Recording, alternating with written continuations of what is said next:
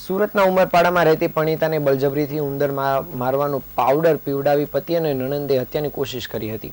હાલ આ પરિણીતાને સિવિલ હોસ્પિટલમાં સારવાર આપવામાં આવી રહી છે અને આ બનાવની ફરિયાદ મળતા પૂના પોલીસે ગુનો નોંધી મહિલાના પતિ અને નણંદની ધરપકડ કરી છે. અત્રે ઉલ્લેખનીય છે કે દીકરી ઉઠીને રડવા લાગતા પિતાએ ઉશ્કેરાઈ જઈને પત્નીને માર માર્યો હતો અને ત્યારબાદ બહેન સાથે મળીને તેને ઉંદર મારવાનો પાવડર પીવડાવી દીધો હતો.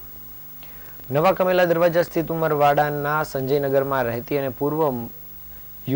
મૂળ યુપીની 25 વર્ષીય તસ્લીમા આકીબ યુસુફ અંસારીએ પુણા પોલીસ સ્ટેશનમાં પતિ આકીબ યુસુફ અંસારી અને નણંદ રોશનબેન ઇકરાર અબ્દુલ અંસારી સામે ફરિયાદ નોંધાવી હતી. જેની ફરિયાદ મુજબ તેના લગ્ન 3 વર્ષ પહેલા આકીબ સાથે થયા હતા અને લગ્ન બાદ તે પતિ સાથે સુરતમાં રહેતી હતી, જ્યારે તેની નણંદ સગપણ તેના સગાભાઈ કસુબુદ્દીન સાથે થયું હતું.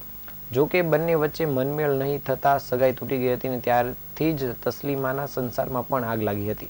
જે દિવસે નણંદની સગાઈ તૂટી ગઈ હતી તે દિવસે તો પતિએ તેને માર મારી હતી. ત્યારબાદ તેને ખોળે બીજી પણ પુત્રી જન્મતા તે બાબતે તેના પર સાસરિયાઓનો ત્રાસ ગુજારવાનો શરૂ થઈ ગયો હતો.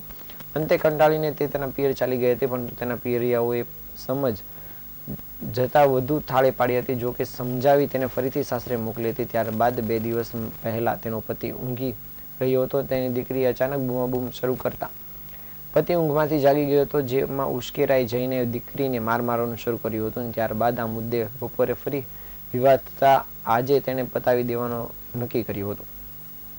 તેમ કરી પતિ અને નણંદે બંને તેને મારવા લાગ્યા હતા અને પતિએ તેને મોઢું દબાવી રાખ્યું હતું, જ્યારે નણંદે બળજબરીપૂર્વક ઉંદર મારવાનો પાવડર પીવડાવી દીધો હતો. ત્યારબાદ મહિલાને હોસ્પિટલમાં દાખલ કરવામાં આવી હતી. આ બનાવની ગતરોજ ફરિયાદ મળતા પૂના પોલીસે આ મામલે પતિ આકીબ અંસારી અને રોશન અંસારી વિરુદ્ધ હત્યાની કોશિશનો ગુનો દાખલ કરી આગળની કાર્યવાહી શરૂ કરી છે.